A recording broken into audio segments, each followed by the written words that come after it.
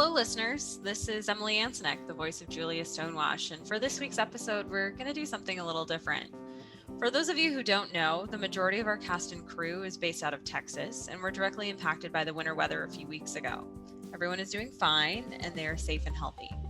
Reasonably, we decided to take a break to recoup, and we'll be back to our regular programming next week.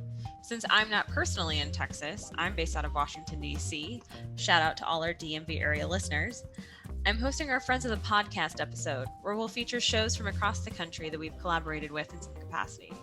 This is a tribute to them, as well as a thank you.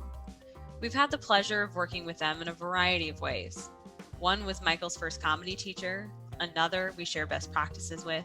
Our own Pilar, the voice of Peggy Brenker, designed the current logo of the Lunatics Radio Hour. A few have been featured as community beat specials, who we folded later into the cast. Some have shared our work with their own listeners, and others have had cast members of Jollyville on their show. We've included links to each of the different podcasts in the description. We hope you take some time to further enjoy their work. Happy listening.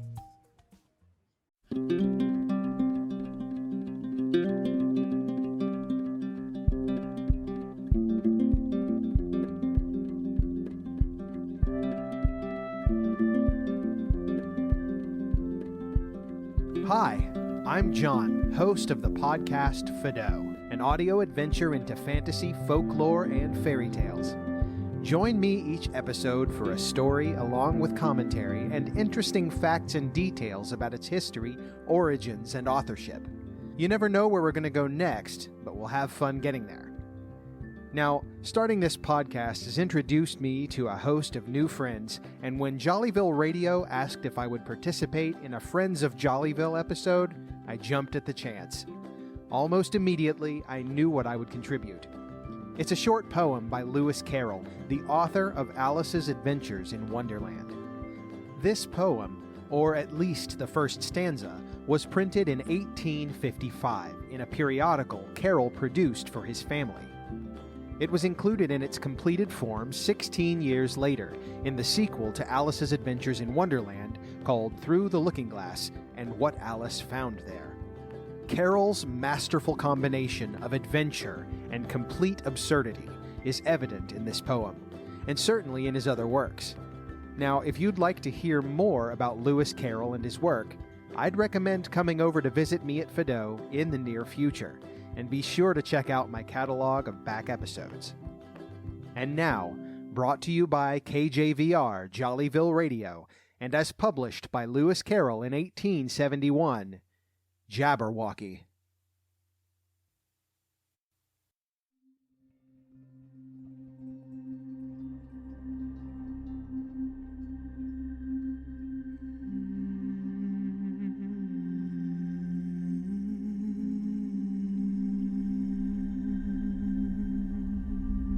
'Twas brillig, and the slithy toves did gyre and gimble in the wabe.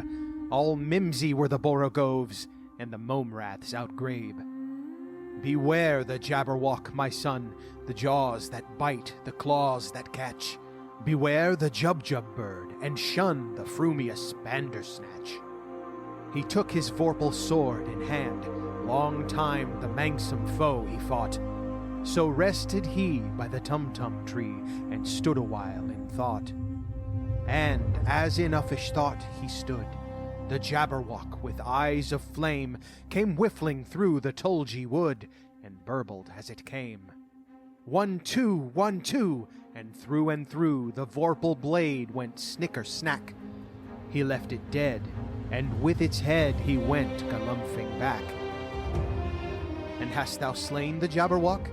Come to my arms, my beamish boy. O frabjous day, callooh, callay! He chortled in his joy. 'Twas brillig, and the slithy toves did gyre and gimble in the wabe. All mimsy were the borogoves, and the momraths outgrabe.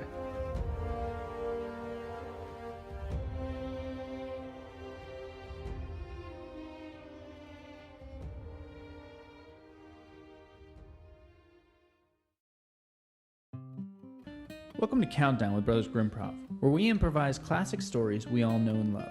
I'm Timothy Hearn. And I'm Matthew Hearn. On today's segment, we will be improvising Mulan. First in a minute, followed by 30 seconds, then 15 seconds, and finishing with 5 seconds. When will my reflection show? Mulan, I'm your dad. I gotta go to war. No, Dad, don't go. I want to go. No, I'm crippled. I'll probably die, but it's okay. But Dad, You're want a you. woman. Okay, all right, I'll stay. I'm not gonna stay. I'm gonna have a montage where I steal his sword and I leave. What? Mushu! Back from the dead. I'm gonna go help Mulan. All right, fine. Go ahead. Hey, Mulan, wake up. It's time for training. Let's get down to business to defeat Shen Yu. Oh. So, how many people does it take to send a message? Just one. Oh, Mulan, you're not a woman. You're not a man. You're a woman. I am a woman, but it's fine. I'm gonna It's save fine. the world. Okay. And it's coming to Disney Plus and Premiere. And then I slide down the things. You are now the Empress. What? Something. Okay. All right, now Mulan in 30 seconds. When will my Mulan, I'm your dad. I gotta go to war. reflection I'm old, but I'm show? crippled. I'm gonna go going- die. I'm going instead. No, you're a I'm woman. cutting my hair. Oh. Mushu! Gonna help you. Dishonor on you, dishonor on your cow. Dishonor your whole family. Okay, let's go to war. Let's get down to business. Shen Yu. Shen Yu. Oh One. no. You're a woman? What? I'm still gonna save the world because I'm the best. And I go up and I slide down. And now guess what? Empress. Boom. All right. 30 seconds. 15. 15 Let's do 30 seconds again. All right, 15 seconds. When will my reflection show? I'm your dad going to war, but I'm crippled. I'm going instead of you. Oh, Mushu, gonna help Dishonor on you. you, dishonor on your cow. Let's get down to business. And we're back at the Emperor's. Shun you. Shun you. Shun you. You're a woman. I am a woman, You but I saved still us. win. All right. 5 seconds. Can we just say real quick?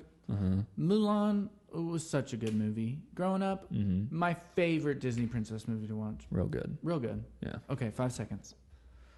When will my reflection show? Mushu!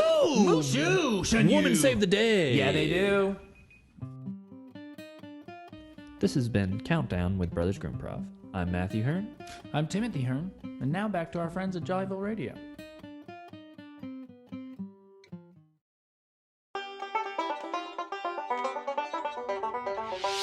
And now the winners of Jollyville Radio Bingo for the week of March 3rd, 2021.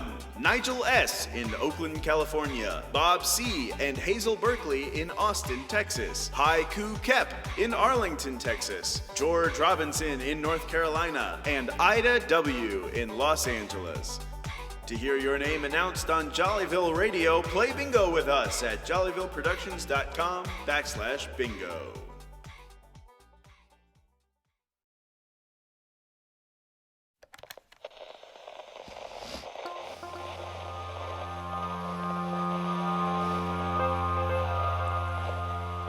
Hello there.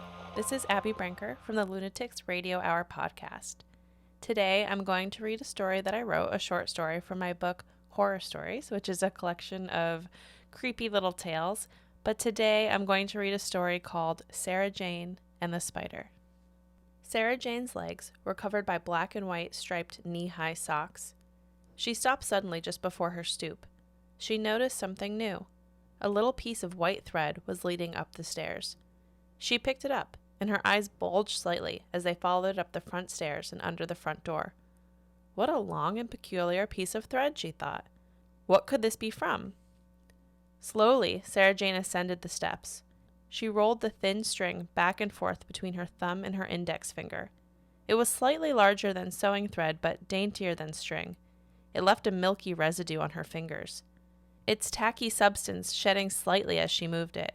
As she was playing with the gluey fluid on her hand, a fly landed on her finger. She flicked it away and continued her pursuit. She was intrigued as she slid her key into the lock and pushed into the mudroom. Her cat usually met her here, but Simon wasn't waiting for her today. She dropped the keys onto the pile of bills and went to look for her pet. Simon! She kicked off her boots, still holding the thin thread in her right hand. Simon, where are you? She walked into her living room, following the thin string snaking along the floor, but not touching it. Her gaze lifted up to the corner of her ceiling, and she gasped. A huge, furry spider hung upside down from a web it had spun. All of its eyes snapped onto her, and all of its legs seemed to quiver as she approached. The web reached out from the corner, draping itself across much of the ceiling and her staircase. Wrapped up in a white silk within the web was a squirmy Simon. Sarah Jane immediately stepped forward. She didn't know why she decided to speak to this giant spider, but something in her knew it would understand. "Let him go right this instant." "I most certainly will not," drawled the spider lazily. Sarah Jane jumped back. The spider did understand her, and it spoke. "This is my home," she went on, trying to maintain a sense of bravery and authority. She straightened her posture and tilted up her chin. "You are not welcome here." "I am not a haunting," the oversized insect went on, all of its eyes scanning her as it spoke. "You cannot make me leave with your goodwill and stern words." He bobbed up and down as he talked. She felt like he was laughing at her. Simon let out a meek cry. "If you let my cat go, I won't hurt you." Sarah Jane puffed up her chest as she spoke. "But I'm hungry and I require food." The spider taunted her. "I did all this work to make my web. Why should I just walk away from it?" "Because it's not your house," Sarah Jane thought to herself. "What if I bring you a suitable replacement meal?" She spoke through her gritted teeth, her frustration growing. Now that's interesting." The spider thought it over for a second. "That would be acceptable." He tapped several legs excitedly as he spoke. Sarah Jane was hesitant to leave her precious Simon in the grips of a monster, but she marched out of the room with determination. She would not stand for this intruder coming into her home and threatening her family. Sarah Jane hopped on her bike and rode furiously to the local store. She filled her bicycle's pink basket with several packages from Murph's Deli and Grocery. One package in particular was far too big for the basket and needed to be strapped to the back of her bike. She then cycled just as furiously back to her stoop. She stood in front of her quaint house and took a deep breath, mentally preparing for what she needed to do now. She heaved the large package off of her bike and onto the ground. It took a lot of effort from her slight frame. She thought of poor Simon, confused and tangled in the web. It motivated her to work quickly. She unwrapped the brown paper packaging and instantly recoiled. A fully dead, fully grown pig was not a pleasant sight. She soldiered on. Carefully, she unwrapped a much smaller cylindrical package, an aerosol can filled with spider poison. She imagined it was just a standard bug killer, but she appreciated that the marketing team at the aerosol company had pinpointed her exact needs. She took out a big butcher knife from a plastic bag in her basket. She cut open the pig and paused. It was a crisp autumn day, and she was thankful for the scarf wrapped around her neck. She slid it up around her nose and mouth and resumed the process. Once the pig was splayed open, she filled its insides with spider killer. To finish things off, she took her newly purchased sewing kit, advertised as strong enough to fix even the stiffest leather jacket, and started to sew the pig back together. She remembered she was in public and quickly surveyed the street. No one was around except for old Mrs. Beggs, and she wasn't wearing her glasses. Sarah Jane continued.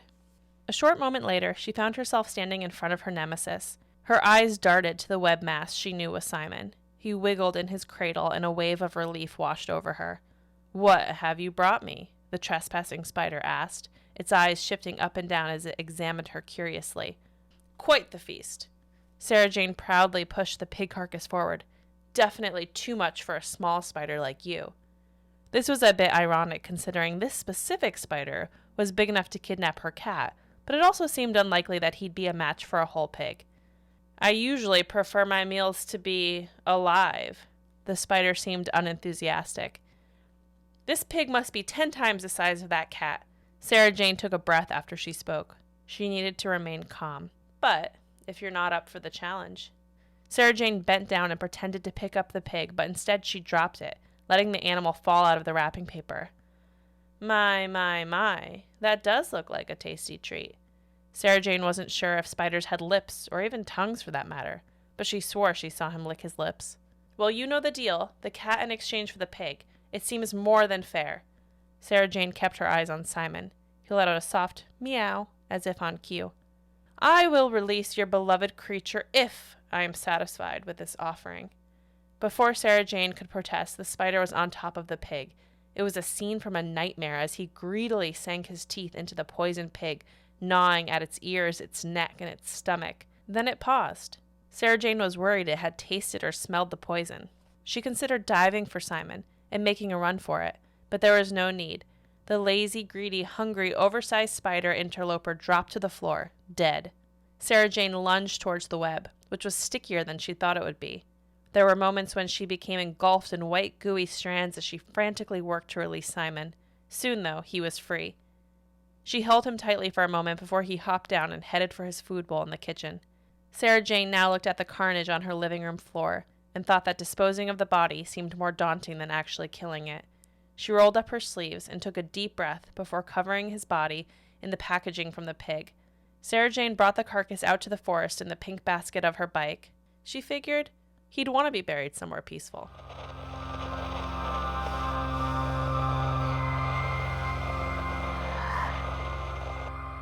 Hope you enjoyed that story. Thank you so much for listening. If you liked that, you can check out Lunatics Radio Hour podcast anywhere you listen. Goodbye. L-Y-V-I-L-L-E at radio, and you can Google the show. Check out the website, definitely. Make it funky, y'all. J-O-L-L-Y-V-I-L-L-E. Funny skits and jokes in every episode. Wraps up with community B. One more time, say J-O-L-L-Y. Hello, listeners. I'm Bob. You may remember me as Harry Lechat from last week's episode. But I'm from other things, too. I'm the host of Bob's Short Story Hour, a podcast that features readings of short stories from classic and contemporary literature. It not only provides fun stories from many genres and authors to the audience, but also gives up-and-coming independent writers a place to showcase their work, where they may not have previously had one. I'm also one of the writers and host of Hidden Oaks, which is a serial horror suspense podcast featuring a monster, a magical forest, and the people affected by both in 1990s suburban Minnesota. Both my podcasts can be found anywhere you listen to podcasts, and thank you if you decide to check them out. But I'm not really here just to plug my podcasts. Michael Crosa reached out to me and mentioned a slot of time I could fill on this week's episode if I had something to add. Initially, I had no good ideas on what I could contribute, but after giving it a little thought, those thoughts rambled into something that I thought might be worthwhile. Mostly what I wanted to do was call out and praise good deeds, as a concept and in general. I've seen a lot of amazing creative work and good being done by people in the last year. Jollyville Radio itself is one example of what I'm talking about. Creative projects that aim to spread good words and feelings to those who partake in them and or to highlight the good deeds of others. One thing I've come to realize is that art in any form, stories, fiction, visual media, podcasts, songs, are in some way a kind of simulation for people to experience shared emotions or a new perspective or view on life and situations. They can often use it to work through past experiences or future ones. Through a message in a story or a song, someone's able to think of new ways to act when they encounter similar things in their own life, and it can be very helpful for them. For this reason, I place a high value on art, creative projects, and anything like all the wonderful endeavors I've seen people throw themselves into during the pandemic. Additionally, I mentioned good deeds. One thing I love is reading or hearing about glimmers of humanity that shine through, especially in times of crisis. We as individuals often do relatively selfless things for others, and we often discount them as small or don't even really think about them much at all. But I want to remind you that these things we think of as small good deeds, or the creative work we put out that can be helpful for people, it's not small at all. It's not. It's big, and it matters. I'm going to suggest something to everyone listening. Several months ago, a special person in my life suggested to me that I discounted and criticized myself too much, and didn't realize the impact of the things I did for others. So she challenged me to sit down at the end of every day and journal about the things that I did that day that had a positive impact on others around me. So I did. And I've been keeping that journal every day since June 12th, 2020. A reminder in my phone tells me every night at 8 p.m. to sit down and write in the journal. I started noticing something very quickly. that when I deliberately sat down and thought about the little things I did that may have positively impacted people, I was more mindful of those things. I realized situations where my positive impact could have created ripples in the world around me to impact others that I didn't even come in contact with. I started to value these decisions and actions every day, and as I was being mindful of them, I noticed that I started to do them even more. So I'll summarize why what I'm about to say is important. Many times when a person throws themselves into creative work, there's a strong sense of personal identity that they attach to that work. Something that is also common in these endeavors is a lack of response to any of it. You might never hear anything from the people you share it with. And more common than good feedback, if there's feedback at all, is negative feedback about it. Sometimes little criticisms about how it could have been done better, etc. In a very similar vein, think about what I mentioned in how we internally frame those small good deeds we do. By discounting them like this, we're being our own critics, telling ourselves, it wasn't really a big deal. Well, it may not have seemed like much to you, but that phone call to a friend who may have been struggling more than you know may have turned their day or their week around. Or, like our brothers and sisters in Austin, Texas, who recently may have done something like invite a friend who was without power, heat, and water over to their apartment so they could take a shower and warm up for the first time in a week. It may have been no inconvenience to them, and they said it was no big deal.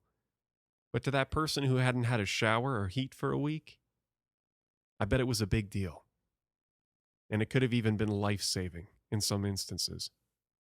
So please take a moment to recognize your good deeds internally.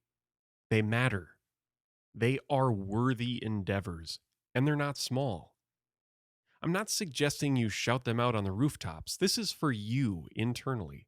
Stop discounting them. Being mindful of them will help them grow.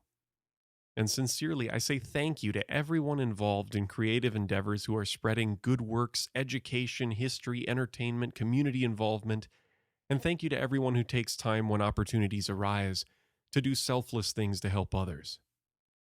When I struggle with criticism, both internally or externally, about my actions or my creative works, I remind myself of the following quote from one of my biggest heroes, and I'm going to leave you with those words. The poorest way to face life is to face it with a sneer. There are many men who feel a kind of twisted pride in cynicism. There are many who confine themselves to criticism of the way others do what they themselves dare not even attempt. There is no more unhealthy being, no one less worthy of respect, than the one who either really holds or feigns to hold an attitude of sneering disbelief toward all that is great and lofty, whether in achievement or in that noble effort which, even if it fails, comes to second achievement. It is not the critic who counts, not the man who points out how the strong man stumbles, or where the doer of deeds could have done them better.